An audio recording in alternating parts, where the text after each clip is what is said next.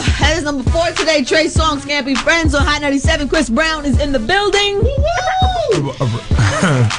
Yo, Chris. Yo, these Reese's is banging. I know. We brought him some candy. He's trying to hog up all the Reese's peanut butter cups. So, yes, Chris. Yep. 7 weeks, number 1, deuces. Yeah. Appreciate you. That's thanks to you guys, everybody else who support all the fans. Nah, it's a dope record. I didn't even know what it was going to do when we first did it. Really? I was like, man, I'm doing it for the mixtape. My homeboy K-Mac brought it to me, and then I was like, yo, this record is crazy, but I'm going to put it on the fan mixtape and let people just get a feel for it, and then it just blew up. But you knew it was dope. You knew it was dope. Yeah, I liked it personally. I would listen to the demo, like riding down the street in my car, like, yeah, this is like crazy. I want to sing this song. So it's undeniable. It's nah, that's a record. Right, when we were listening to it, we started, started happening a little bit. I was like, Tap whoever's next to me. This is a smash. I think it's easy to relate to. I think everybody can say those top lines. All that BS. There is somebody in everybody's life. Yeah. That you would like to throw under the bus. Under the bus. That you would like to dedicate that song to. Yeah, definitely. So you have that coupled with Takers. Yeah. Yeah. Which was the first week or one of the weeks it was like the number 1 movie in the country. Week, yeah. So I think that's when Deuces went number 1 too. So it was at the same time number 1, and then the movie went number 1. So it was just. So what is it like in your home? You in your house? In my house, do you have a moment of wow? Yeah. Sometimes because for like the last year I've been in the house like, man, what am I do? Doing mixtapes, and then it actually, like, the clouds opened up, we're just having fun now. Sunshine. Yeah. Sunshine. That happens. Sound so effects. We just having fun now, just taking it one day at a time. That's good. Yeah. Does it have a different feeling for you this go around? Because it's not like you haven't experienced big success before. I think with me, as just me being able to do it as more of an adult. I think I'm getting older. I'm 21, so me being able to see certain things, or me being able to say certain topics and not be like, oh, he's such a little kid, he shouldn't talk about that. Like, it's a better feeling because I get to be more mature on my records and still gauge to the younger audience, but be myself and be older. I saw you. We all saw you at the awards. This big performance. Yeah. It was so many levels of emotions and things that happened in this performance. First of all, when you came out, I've been wanting to see you do that performance since Michael Jackson passed. Yeah. I've been wanting to see that happen, and you didn't disappoint. The thing with the lights was crazy, and it was. I've been waiting. A lot of us have been waiting for that performance. Yeah, right? I was super nervous that day. You were nervous? I was shaking the whole time because I haven't been on stage to really perform. I think in about a year since my last tour over there. So like when I got a chance to get on stage, I was looking at all the audience members and everybody who was in the crowd, and I was like, dang, everybody looking at me like, don't mess up. Don't mess up. So I'm like, man. Do you feel that pressure though? Like it's an extra. There's always like this extra sensitive moment.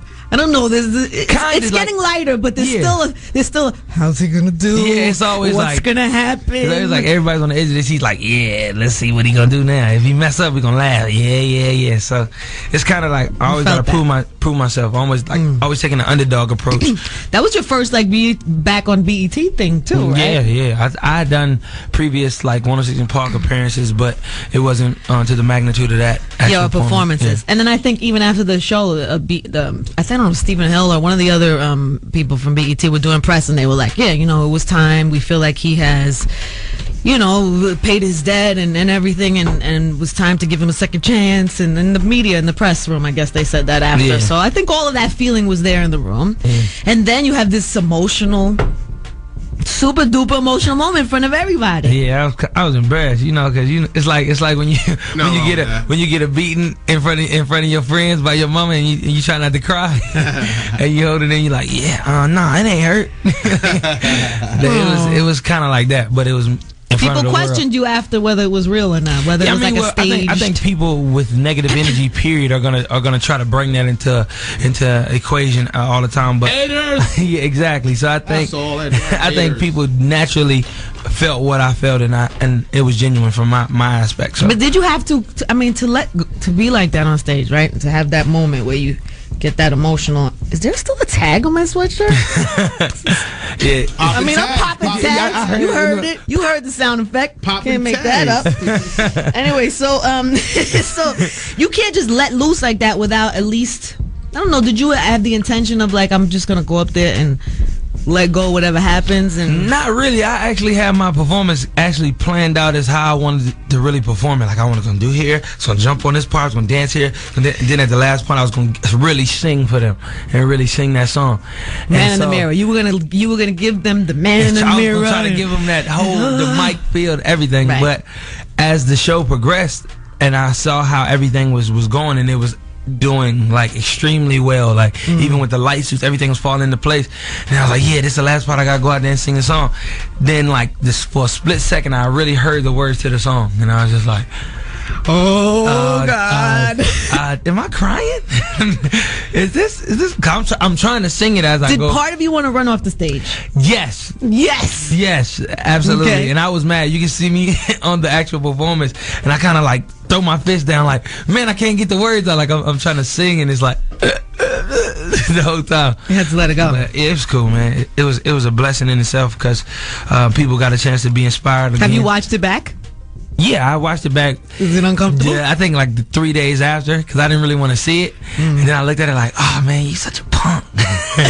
You're crying on stage in front of everybody. But then I kind of I just realized, man, real men cry. So, that's what you're going with? Yeah, I'm gonna go. You with make that. T-shirts? I'm gonna go with that. Real men cry. Let me get the T-shirts done. So then after that comes a few other things happen, but you're in a place. You're in a place. Yeah, I'm trying to get back on my feet. So you tatted up? Yeah, I had to go in. I'm an art freak, so I couldn't write on the walls anymore, so I just write on myself. Are you a different person, do you think?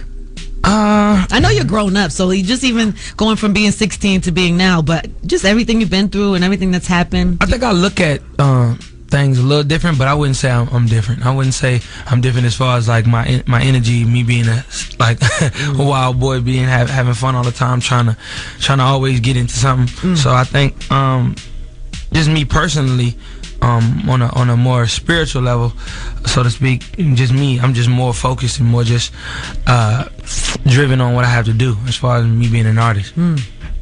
I wanna we have new music, right? Yeah, we got new music to play today.